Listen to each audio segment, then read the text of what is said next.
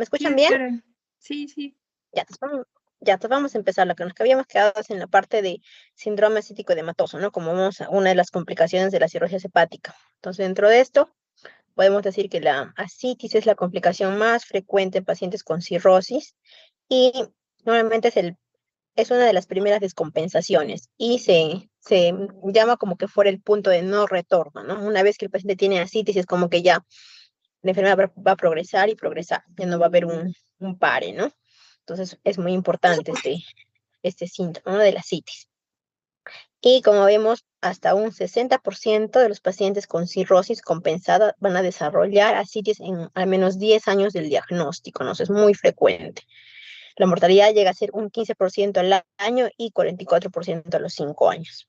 Entonces, ¿por qué hay ascitis? O sea, es justamente por eso, ¿no? Hay disminuye la resistencia a nivel arterial, va a aumentar el flujo y va a haber un aumento de la presión hidrostática en el mismo capilar esplácnico. Entonces, esto va a hacer que haya mucha más filtración del líquido del suero hacia toda cavidad peritoneal, ¿no? Entonces, esto va a hacer que haya incremento. Cuanto más hipertensión portal haya, va a haber mucho más líquido acítico. Entonces, ¿cómo se clasifica? Con 3 grados, ¿no? Primer grado, que es diagnóstico ecográfico. Segundo grado, ya podemos evidenciarlo, es moderado. Y el tercer grado, que es una disatención. Entonces, ¿cómo se define? De manera aplicando el GASA. Tiene que ser un GASA más de 1.1 y las proteínas totales menos de 2.5. Entonces, para que sea una ascitis complicada, tiene que ver que es una PBE, tiene que al menos polimorfonucleares más de 250, ¿no? Polimorfonucleares. Una ascitis complicada, que es una PBE, que es una proteína bacteriana espontánea. Entonces, ¿cuál es el manejo inicial? Hay que hacer paracentesis diagnóstica a todos los pacientes con un primer episodio de ascitis, ¿no? El paciente ingresa por emergencia y en las primeras 6 horas se recomienda hacer ya una punción, aspirar el líquido acítico. En caso de que el paciente tenga una enfermedad renal aguda o que fuera enfermedad renal crónica o esté descompensado, se puede sacar al menos una pequeña muestra para hacer un estudio, no necesariamente hacer la paracentesis evacuatoria, ¿no?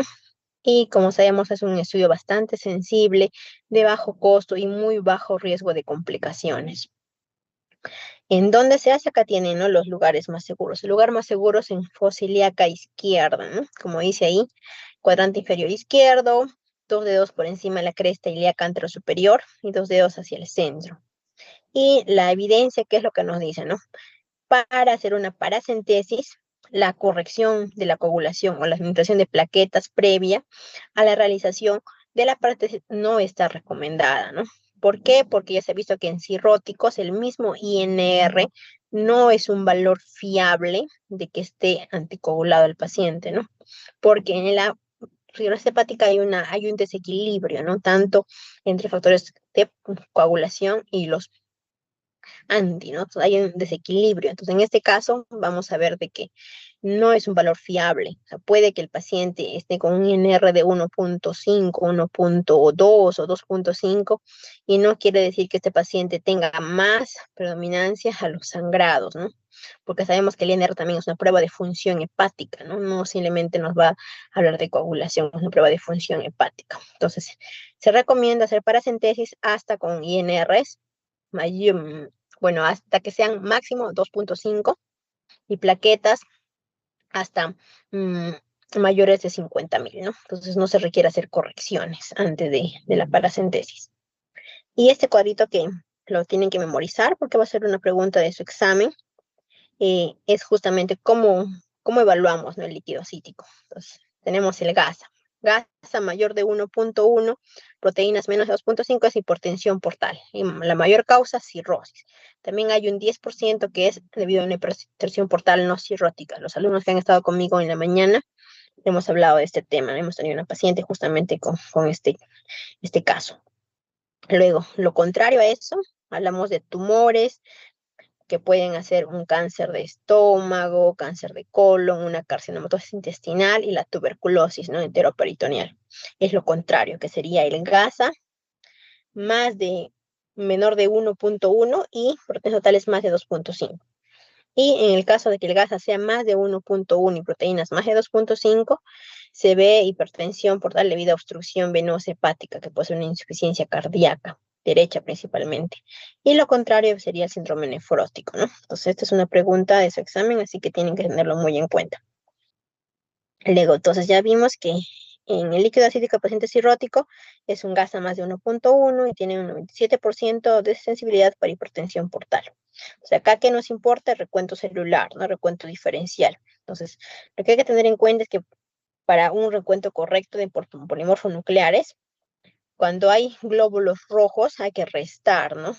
Un polimorfo nuclear por cada 250 glóbulos rojos, porque normalmente a veces al momento de extraer la paracentesis puede haber lesiones de vasos y hay sangrado. Entonces, por cada 250 glóbulos rojos que tengan, tienen que restar un polimorfo nuclear. Y lo ideal es que se cultiven en frascos de hemocultivo, ¿no? Eso no aumenta en el rédito diagnóstico hasta un 80%. Y siempre hay que pedir proteínas totales, ¿no? En el líquido cítico pedimos los cultivos, recuento celular, el gramicultivo también pedimos acá, ¿no? Luego el tratamiento del grado 1, dieta hiposódica. El grado 2 también es dieta, pero a la vez empezamos con diuréticos. Empezamos con espironolactona, 100 miligramos, y furosemida, 40 miligramos. Y podemos ir aumentando cada 3 días, a 4 días, según el paciente vaya. Si tiene edemas, hay que bajar más o menos 1 kilo diario. Si no hay edemas, medio kilo. En el tercer grado, además de eso, también se hace una paracentesis evacuatoria total con reposición de albúmina, además de la dieta y además de los diuréticos. ¿Y cómo es que se hace la paracentesis evacuatoria total con reposición de albúmina? Tenemos que recordar que la albúmina contiene 8 gramos. Entonces, cada frasco de albúmina viene al 20%, al 10% y tiene 8 gramos, porque son 20 mililitros. Entonces, en este caso, lo que se recomienda es sacamos 5 litros de líquido acítico sin ningún tipo de riesgo, pero a partir ya de este sexto litro tenemos que ir reponiendo con albúmina. Entonces sacamos 5 litros libre y a partir de sexto litro ya con albúmina. Cada litro más extraído se coloca una albúmina. Entonces, digamos, en caso de que tenga 10 litros, nos sacamos 5 litros sin albúmina y a partir del sexto litro al décimo ya van a ir 5 albúminas más, ¿no? Entonces sería, en un paciente que sacamos 10 litros de líquido acítico, tenemos que colocar al menos 5 albúminas, ¿no? Y eso es lo que les comentaba, ¿no? El objetivo es disminuir el peso sin edemas o con edemas, también que la triasis no sea, que sea mayor de 78 miliequivalentes en 24 horas, y el potasio, sodio, urinario menos de 1.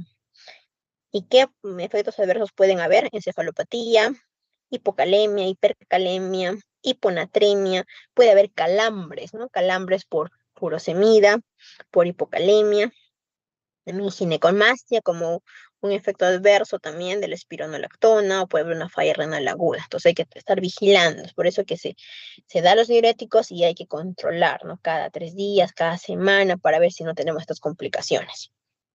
Entonces, y tener mucho cuidado con esto, ¿no? Que es la disfunción circulatoria post-paracentesis, que esto se da debido a que hay, como sabemos que hay una vasodilatación arterial esplácnica ya en pacientes cirróticos, haya una hipovolemia efectiva, se han activado todos los sistemas de renina, angiotensina, sistema nervioso simpático y la ADH. Entonces, todo esto va a ocasionar que haya una vasoconstricción renal, que eso puede ocasionarnos una injuria renal aguda, se retiene más sodio, más agua y más ascitis, más edemas, y también hay un deterioro en la excreción de agua libre. Entonces, todos estos tres, injuria renal aguda, ascitis y edemas, hiponatremia, se puede presentar como una disfunción circulatoria post-paracentesis, que no llegamos a colocar la albúmina, ¿no? Entonces, un efecto adverso de esto. Luego ahí está, ¿no? Ahí está la albúmina, que contiene 8 gramos por cada litro, se debe extraída luego de 5 litros, ¿no? Y eso para que lo tengan en cuenta. Después, ya dijimos que el manejo casi van a responder hasta, en general, la respuesta es muy buena, hasta un 90%. Pero va a haber un 10% que no va a responder. En este caso se llama una ascitis refractaria. Y esto van a otro tratamiento que son los TIPS, y luego recién vaya es indicación de trasplante hepático. Entonces, de la ascitis refractaria tenemos este concepto, ¿no? Que es aquella que no puede ser eliminada o cuya recidiva no puede evitarse. Entonces, hay dos tipos. Tenemos la citis resistente a diuréticos, que es el 20%, que quiere decir que a este paciente se le ha colocado las dosis máximas de ambos diuréticos. Sería 400 miligramos de espironolactona y 160 de furosemida. Y el paciente no responde, sigue con ascitis. Y el otro caso vendría a ser la ascitis intratable con diuréticos, que es el 80% que al paciente, luego de haber indicado diuréticos, no se le puede aumentar o no se le puede mantener la dosis porque tiene complicaciones, ¿no? Por ejemplo, las que hemos hablado: insuficiencia renal, hiponatremia, hipocalemia, hipercalemia, calambres. En este caso no podemos aumentar ni tampoco mantenerlos en la misma dosis, ¿no? Entonces, en este caso se llama ascitis intratable con diuréticos. Y así se define, ¿no? Entonces, la ascitis refractaria. Nuevamente acá lo mismo, ¿no? Que no responde a diuréticos, o intratable, que tiene todos estos efectos adversos, ¿no? Del sodio, el potasio, la creatina alta, ¿no? O también pueden hacer encefalopatía hepática por diuréticos. Entonces, los criterios que habría que utilizar para manejar sería que tratamiento con dosis máximas de furosemida y espironolactona, restricción del sodio por vía oral, menos de 90 milimoles por día, y si no llega a disminuir menos de 0,8 kilogramos en 4 días, o la expresión renal de sodio es menor al ingerido, o hay recurrencia de la ascitis, ¿no? De grado 2 o grado 3 en menos de 4 semanas, o los diuréticos también que no presenta ascitis refractaria intratable, la expresión de sodio es más de 30 milimoles por día. Entonces, en este caso, si cumplimos esto, estamos hablando de una ascitis refractaria. Entonces, ¿el manejo cuál es? Primero, hacer paracentesis total más albúmina, que dijimos por cada 8 gramos por litro, por cada frasquito de albúmina. Hay que ir a una dieta hiposódica, tratamiento con diuréticos si el sodio urinario es mayor de 30.000 equivalentes por día. Si recidiva la ascitis, hay que volver a hacer paracentesis repetidas más albúmina, ¿no? Se puede hacer esto en caso de hospitales, por ejemplo, que no tengamos la albúmina a disposición. Se puede hacer paracentesis semanalmente sin albúmina, ¿no? Porque no podemos retirar, sabemos, más de 5 litros. Y en caso que tengamos albúmina, se puede hacer un poquito más frecuente, ¿no? Va a ser, o sea, de por vida el paciente va a hacer paracentesis, ¿no? Todas las semanas o mensualmente, ¿no? Y la indicación ya es de TIPS, ¿no? El TIPS, que sabemos que es un shunt que se hace entre la vena porta y la vena hepática y la vena porta, ¿no? Para que baje la hipertensión portal y disminuya la ascitis. O también, pues, ya es una indicación de trasplante hepático, ¿no? La misma ascitis. Entonces, por ejemplo, acá hay un casito rapidísimo, que es de 55 años, antecedente de hepatitis C, más alcohol, tiene cirrosis ya confirmada por biopsia y ingresa porque hay ascitis, atención, está ictérico, una presión arterial media de 70, no hay edemas en miembros inferiores y hay una inversión del sueño. Hay una hiponatremia, ya 125 miliequivalentes por litro, la creatina está elevada, 1,2, la urea 29, bilirrubinas totales también elevadas, 2,3, y un tiempo de protrombina 38%. Lo normal debe ser más de 50%. Entonces, en este caso ya vemos que hay ascitis, tenemos un poco de encefalopatía porque ya hay inversión del sueño, hay hiponatremia, hay falla renal aguda, y también hay ya un tipo de protrombinas, una prueba de función hepática también está alterada, y bilirrubinas elevadas. Entonces, en este caso, lo que se hace con el paciente es que se le da una dieta baja en sodio, se le restringe los líquidos. ¿Por qué? Porque el sodio está bajo. Cuando el sodio está justo 125 miligramos, un poco menos, menor de esto, se restringe la cantidad de líquidos. Y le hacen una paracentesis más albúmina, y la furosemida, que estaba en 40, la aumentan a 80, la espiro, que estaba en 100, la aumentan a 200, y además le dan lactulosa para la encefalopatía hepática. Entonces, ¿qué pasa con este paciente? Al haberle incrementado los diuréticos, hace encefalopatía hepática, no secundaria a diuréticos. Entonces, en este caso, como hay encefalopatía hepática, y al retroceder y ver las causas, es los diuréticos. Entonces, se le va a interrumpir los diuréticos, y nuevamente va a haber ascitis a más tensión, y vamos a paracentesis cada 10 días. Entonces, la evolución de este paciente. Entonces, en este caso, vemos que hay que tener mucho cuidado, ¿no? Solamente se restringe líquidos cuando hay el sodio menos de 125. Y los diuréticos hay que ir con mucho cuidado porque estos pacientes, como en la mayoría de casos hemos visto, hacen una ascitis refractaria, que es intratable, ¿no? En este caso hablamos de una ascitis intratable porque hemos aumentado diuréticos y pues entonces cefalopatía. Entonces hay que tener mucho cuidado a manejar a estos pacientes con cirrosis, ¿no? Y ascitis. La siguiente complicación que vamos a ver es la PBE, que es la peritonitis bacteriana espontánea, que es una complicación muy frecuente en pacientes con ascitis, tiene una mortalidad alta, sin tratamiento son 90%, y la prevalencia está un 3.5% en pacientes ambulatorios y 10% en internados. Los gérmenes más comunes, E. coli, Klebsiella, y la PBE de alto riesgo, cuando la sospechamos, cuando son pacientes que tienen polimorfonucleares, más de 250 en líquido cítrico, bilirrubinas más de 3, creatinina más de 1. En ellos sospechamos que puede ser una PBE de alto riesgo.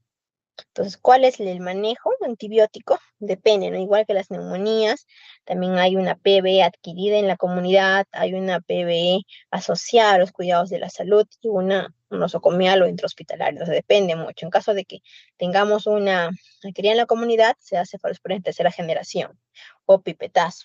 En caso que sea asociado a los cuidados de la salud, depende mucho, ¿no?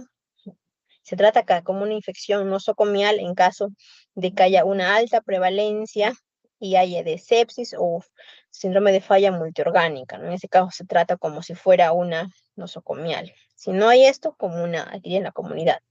Y en las nosocomiales se trata con carbapenem solo, o puede haber vancomicina o linezolitis, que hay una alta prevalencia de resistencia y también, o sea, según el tipo de gérmenes, ¿no?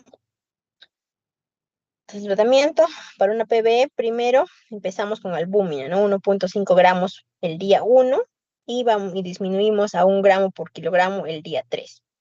Para prevenir el síndrome hepatorrenal, siempre con pacientes que tienen aumento de bilirrubina más de 4 ya hay que pensar, ¿no? Y hay que siempre tratar ya, pues, antes de que tengamos un hepatorrenal hay que tratar ya con albúmina a los pacientes.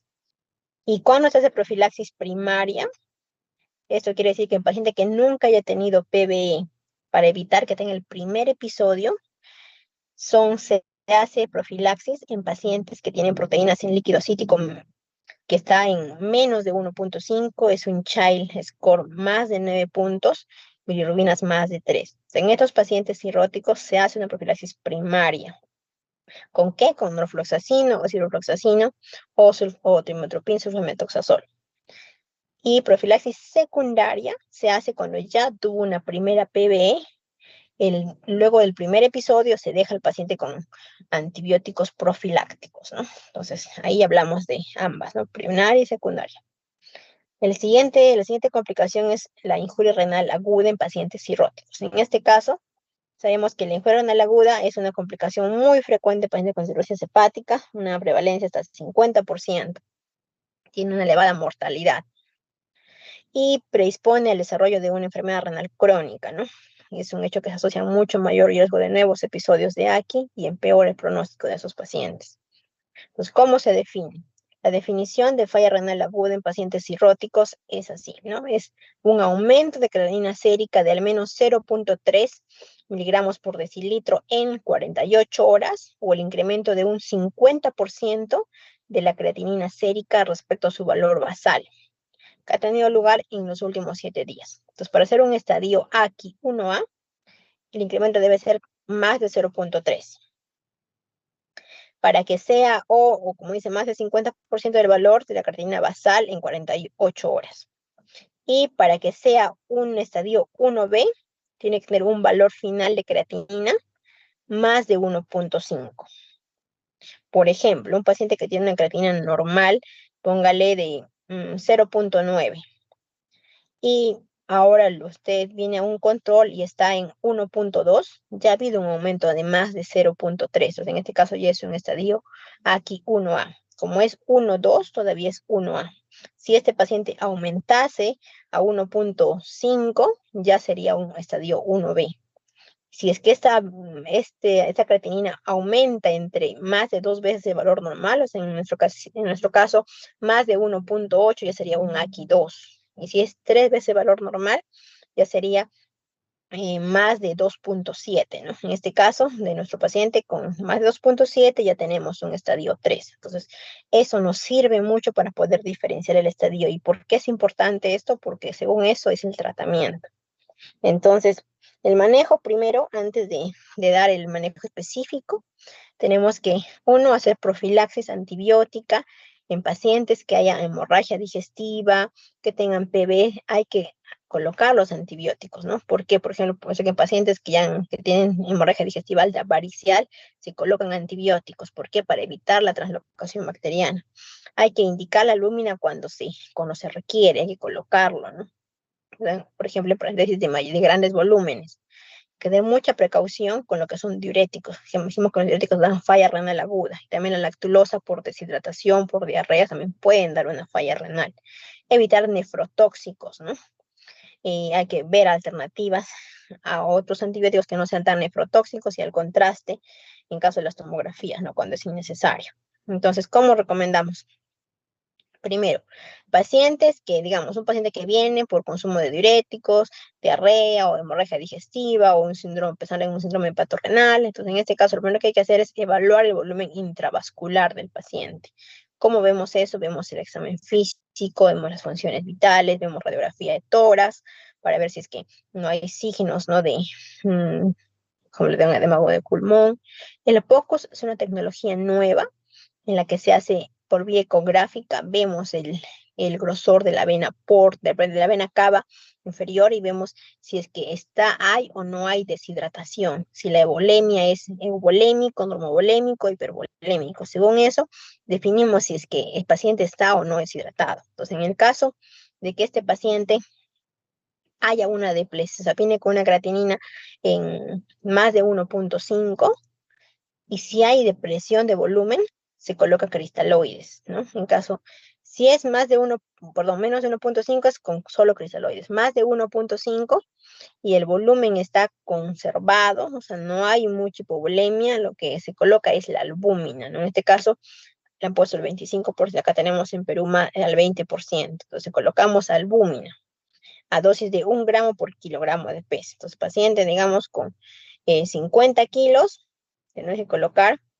50 gramos de albúmina. Dijimos que cada frasco de albúmina tiene 8 gramos, ¿no? Entonces, según ese cálculo, se coloca esa dosis. ¿En cuánto tiempo? Las primeras 24 horas. Entonces, 24 horas después, calculamos nuevamente, hacemos una creatinina. Si esta ha bajado, quiere decir que se ha resuelto nuestra falla renal aguda. Pero si esto sigue aumentando, un día más se coloca la albúmina, o sea, por 48 horas. Si a las 48 horas en total disminuyó, ha respondido. O sea, es una falla renal aguda asociada a hipovolemia y ha respondido. En caso de que no responda, ya hay que pensar en otras causas, ¿no? Como por ejemplo, necrosis tubular aguda, síndrome hepatorrenal. Entonces, ya ahí donde evaluamos. Y para esto tenemos que pedir otros exámenes, ¿no? Para el hepato renal tenemos que, es como un síndrome de exclusión, entonces tenemos que excluir otras enfermedades, como vamos a verlo acá, ¿no? Es un síndrome, pues sabemos que es un síndrome específico de aquí que ocurre en paciente con cirrosis hepática descompensada. Y el mecanismo principal es la hiperperfusión renal. Entonces, para pensar en un aquí, con síndrome hepatorrenal, tiene que haber eh, criterios. ¿Cuáles son? Uno, que ya haya presencia de aquí, o sea, hay una falla renal aguda. Hay cirrosis con ascitis. No hay respuesta o hay una respuesta parcial tras la suspensión de diuréticos y la expansión en albúmina por 48 horas. No hay shock. No uso actual o reciente de nefrotóxicos. Hay ausencia de enfermedad renal parenquimatosa, que se evidencia en una proteinuria que no llega a ser más de 500 gramos por día, no hay hematuria y la ecografía está normal. Entonces, en este caso, que es lo más frecuente que van a ver, es el síndrome hepatorrenal, que le antes llamado tipo 1. Y la tipo 2 está asociada a enfermedad renal crónica, como pueden ver ahí. Entonces, ¿cuál es el manejo? El manejo de síndrome hepatorrenal, o sea, da que se inicia con terapia vasoconstrictora y albúmina. Entonces, ¿qué se coloca como primera indicación? Opción es la terlipresina. Ahí está la dosis que tienen, es 1 miligramo cada 6 horas, endovenoso, pasar en 5 minutos. y tienen que aumentar la dosis si es que no consiguen un descenso de creatinina con más del 30%. Pero hay que tener, como dice acá, observaciones. En caso de que haya isquemia coronaria o mesentérico periférica, puede causar esto, entonces no se puede utilizar en estos casos. O cuando haya falla respiratoria, o cuando se usen pacientes con ACLF3, que es una falla hepática aguda sobrecrónica de tercer grado, o si está muy alta la creatinina. Y la noradrenalina, que también es una segunda opción, si es que no tenemos terlipresina o está contraindicada. En este caso se inicia a esa dosis, 0.5 miligramos por hora en infusión endovenosa, y se aumenta, ¿no? De 0.5 miligramos por hora cada 4 hasta conseguir que la presión arterial media aumente, ¿no? Más de 10 a 15 milímetros de mercurio. Y requiere catéter venoso central y estar en cuidados intensivos. Y la albúmina, ¿no? La albúmina igual a dosis de 20 a 40 gramos por día. Se ha demostrado que si solo usan noradrenalina o terlipresina es insuficiente, ¿no? El tratamiento de elección es el trasplante hepático, ¿no? Lógicamente. También hay terapia de reemplazo renal, ¿no? En este caso es una opción de manejo en todos los pacientes con APQI que no responden al manejo inicial, ¿no? O sea, terapia de reemplazo renal hablamos de lo que es hemodiálisis, ¿no? En caso de necrosis tubular aguda y en caso de AQI, etiología incierta.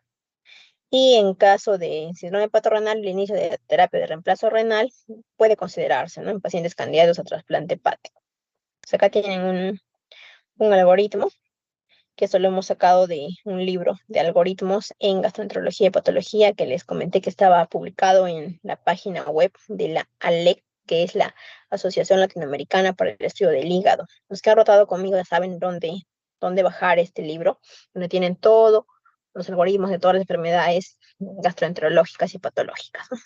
Eso para que lo revisen con calma. Y finalmente, la última complicación, que es la encefalopatía hepática, que sabemos que es una disfunción cerebral causada por insuficiencia hepática o un shunt portosistémico, ¿no? Y se manifiesta con un amplio espectro de anomalías neurológicas o psiquiátricas. Entonces, ahí está, ¿no? La epidemiología, incidencia de hasta un 40%, puede haber recurrencia hasta un 40% en un periodo de 30 días, y vemos que su prevalencia al diagnóstico de cirrosis puede ser hasta un 14%, pero en cirróticos ya descompensados a un 21%. Hay un aumento marcado en la mortalidad, transmisiones hospitalarias, en mayor riesgo de caídas o accidentes. Entonces, esos son los 4 tipos de encefalopatía hepática. La que vamos a hablar más que todo ahora va a ser la encefalopatía hepática tipo C, que es la que está asociada o no a cirrosis con presencia de shunt portosistémico con o sin presencia de shunt, ¿no? Es lo que más vamos a ver. El tipo C.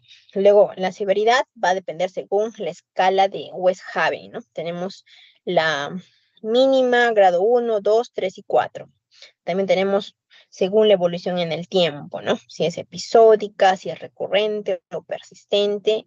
Y finalmente, si es que es espontánea o está precipitada por alguna otra enfermedad. Entonces, primero, como vimos, el más frecuente, el tipo C. Después, según Westhaven, nos clasifica como grado mínimo, grado 1, 2, 3 y 4. En caso de la episódica, es que solamente es el primer episodio que tuvo de encefalopatía. Recurrente, que haya tenido más de 2 episodios en 6 meses. Eso ya es recurrente. Y persistente, que ya es continuo, ¿no? Entonces, vamos a ver. Entonces, en este caso acá, para que lo revise mejor ustedes, episódico, dijimos, tuvo una en un primer episodio y después más de 6 meses reciente en otro episodio. Recurrente, más de 2 episodios en 6 meses y la persistente que no remite.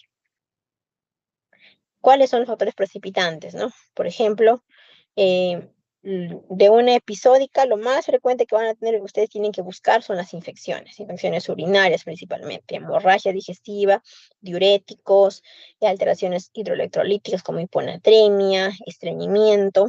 Cuando es recurrente, lo más frecuente son alteraciones hidroelectrolíticas. Luego tenemos infecciones, estreñimiento también. Acá está la clasificación de Westhaven, cómo es que se pueden hacer, cómo podemos evidenciarlo, ¿no? Por ejemplo, la mínima solo se detecta mediante unos test psicométricos o neuropsicológicos. El grado 1, hay alteraciones mínimas de la conciencia, puede haber euforia, ansiedad, disminución en el tiempo, capacidad de atención. Y el grado 2, donde ya hay una alteración con respecto al tiempo, ¿no? Hay una desorientación temporal. Hay cambios en la personalidad, puede haber asterixis. Tercer grado, cuando ya hay somnolencia, estupor, aún responde a estímulos, hay confusión, hay desorientación. Y el grado 4, ¿no? Entonces, este es un ejemplo, por ejemplo, cómo es que deberíamos hacer el diagnóstico y colocarlo como una impresión diagnóstica, ¿no? Paciente con encefalopatía hepática, ¿qué tipo C? Que es la más frecuente cirrosis, digamos, acá es un grado 2, desorientación en el tiempo, es recurrente porque ya ha tenido más de 2 episodios en 6 meses y precipitada, por ejemplo, por una PB. Entonces, para hacer las preguntas, para ver el estadio, tenemos estas, ¿no? Ustedes ya la van a revisar lentamente. Por ejemplo, en estadio 2, ¿qué preguntamos, no? Preguntamos acerca de, buscando, ¿no? Que haya asterixis, desorientación, cuál es el nombre, en qué lugar estamos, qué mes estamos. Todo esto para ver desorientación con respecto a tiempo, ¿no? El tercer grado, bueno, ya ven estupor y el último grado que ya hay coma. Entonces, el plan de trabajo en un paciente con encefalopatía hepática es pedir primero exámenes buscando infecciones, buscando otras alteraciones electrolíticas, perfil tiroideo, las infecciones, hacemos pancultivos, ¿no? Cultivo de líquido cítico, cultivo de orina, secreción bronquial. También vemos, puede tener un paciente también, además, un ACV, un hematoma, hay que ver también pedir tomografías. En caso de que haya también trastornos de la perfusión, un infarto agudo de miocardio, hay que preguntarlo, hay que ver el alcohol, consumo de drogas. Amonemia no es muy frecuente pedirlo, pero es parte de nuestro plan de trabajo. Hay que hacer imágenes, ¿no? Radiografía de tórax para ver si hay una neumonía. Y en algunos casos, ¿no? Ecografías, resonancias, la punción lumbar en caso de que haya una muy fuerte sospecha, ¿no? Entonces, lo que hay que hacer es primero identificar y corregir y tratar los factores precipitantes, pacientes que en coma y considerar intubarlos y monitoreo de la presión intracraneal, pacientes que tienen una encefalopatía hepática episódica, recurrente, persistente, y luego de su recuperación deben plantearse para trasplante hepático. Entonces, ¿cuál es el tratamiento de elección? Es la lactulosa, ¿no? ¿Por qué? Porque tiene un efecto laxante, uno que incrementa la eliminación de amonio, acidifica el contenido intestinal y reduce la absorción de amonio. También tiene una acción prebiótica, ¿no? Porque evita, más hace que haya más crecimiento de bacterias sacarolíticas y disminuye la amoniogénesis y aumenta la eliminación, ¿no? Entonces la dosis es de 20-30 mililitros 2 veces por día hasta alcanzar y mantener 2 a 3 deposiciones blandas por día. Mayormente responden hasta un 80%. El único efecto adverso es la diarrea. Luego, el siguiente medicamento que se usa es la rifaximina. En caso de que no responda a la lactulosa, las primeras 24 horas se da rifaximina. ¿Y eso por qué? Porque nos ayuda a modular la composición y la función de la microbiota. También reduce la cantidad de amonio. Y se puede usar por bastante tiempo, hasta 6 meses, y se ha demostrado que tiene una eficacia, ¿no? Pero inicialmente se utiliza la dosis de 550 miligramos cada 12 horas por 14 días. Es la dosis inicial. Y en este caso también vemos que no está recomendada la profilaxis primaria, pero sí la secundaria. Una vez que el paciente ya haya hecho un episodio de encefalopatía hepática, se recomienda dar lactulosa para alcanzar y mantener todos los días de posiciones de 2 a 3 diarias, ¿no? Y se agrega rifaximina, como les dije, esa dosis, ¿no? Y bueno, acá también tienen igual un esquemita para de un resumen de todo lo que es encefalopatía. Bueno, eso es todo, alumnos. A ver si tienen alguna pregunta con respecto a este tema. Doctora, buenas noches. Buenas noches, ¿sí te escucho? Tengo una consulta. En la clínica, esta era mi consulta, el término insuficiencia hepática crónica, enfermedad hepática crónica y cirrosis, ¿son lo mismo? Enfermedad cuando... Es que ahora ha habido un cambio en la nomenclatura. A veces se manifiesta como una enfermedad hepática crónica descompensada, ¿no? Y eso significa muchas veces cirrosis, que también dar el diagnóstico de cirrosis como tal es un término estigmatizado, ¿no? Nos puede hablar de ya que es un paciente terminal, entonces se ha hecho el cambio, ¿no? Ya no se habla como cirrosis descompensada, sino que se habla así como enfermedad hepática crónica descompensada. Pero en realidad ustedes saben que cirrosis es un diagnóstico anatomopatológico, ¿no? Sabemos que hay nódulos. Entonces, en este caso, para evitar, ¿no? Porque muchas veces no hacemos biopsia en estos casos. El diagnóstico de cirrosis es laboratorial, vemos con así en el líquido acítico, ecográfico. Entonces, es un diagnóstico con todo eso. Pero para evitar utilizar este término, se utiliza el término de la enfermedad hepática crónica descompensada. O sea, se podría decir que es un símil, ¿no? Claro, doctora, me recuerda un poco a esto de la hiperbilirrubinemia en neonatos, que luego se habla del kernicterus, ¿no? Pero el kernicterus es el signo anatomopatológico de los ganglios basales amarillentos, es decir, la lesión. Lo Sí, mismo pasa con la cirrosis, ¿no? Porque el gol estándar es la biopsia. Y al mismo tiempo, exactamente. cuando uno va leyendo, se da cuenta de que no todas las personas que tienen cirrosis necesariamente tienen enfermedad hepática. Es más, a veces ni siquiera tienen síntomas. Incluso con Mm, literatura, ahora que estamos rotando medicina legal, hemos visto pacientes que se encuentra hígado cirrótico, pero ni siquiera es parte de nos permite elaborar un diagnóstico como si fuera sido parte de la muerte, ¿no? Porque como demora en formarse 10 años, pues bueno, el patrón empieza desde el año 2 hasta los 10. Entonces como es de tan larga data, no es sinónimo, ¿no? De que porque tenga cirrosis, o sea, porque tenga ese signo anatomopatológico, tenga la enfermedad hepática crónica.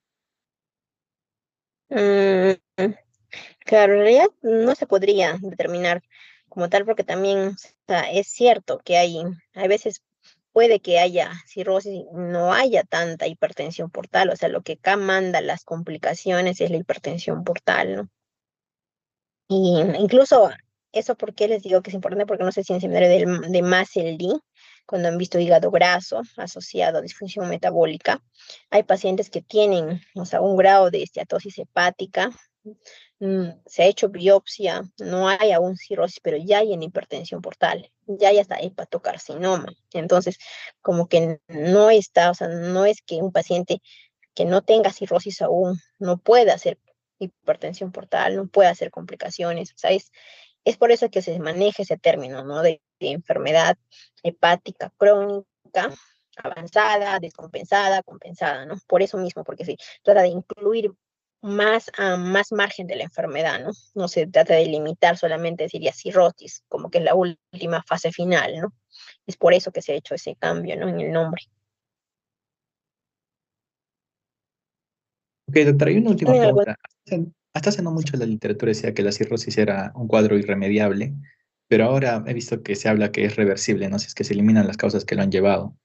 Si por hacemos un supuesto? diagnóstico, si nuestro gol estándar es demostrar la cirrosis por biopsia, luego hacemos control para ver si es que ese patrón puede estar remitiendo.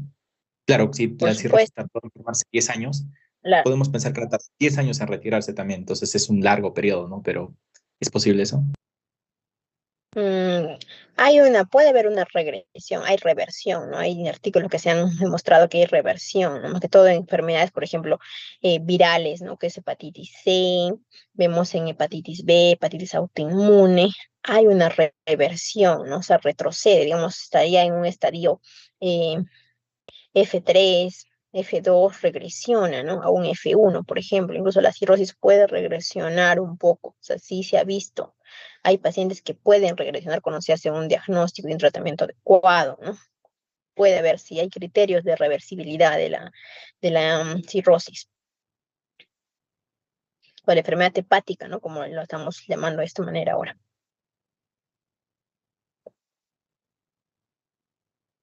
¿Alguna pregunta más, chicos?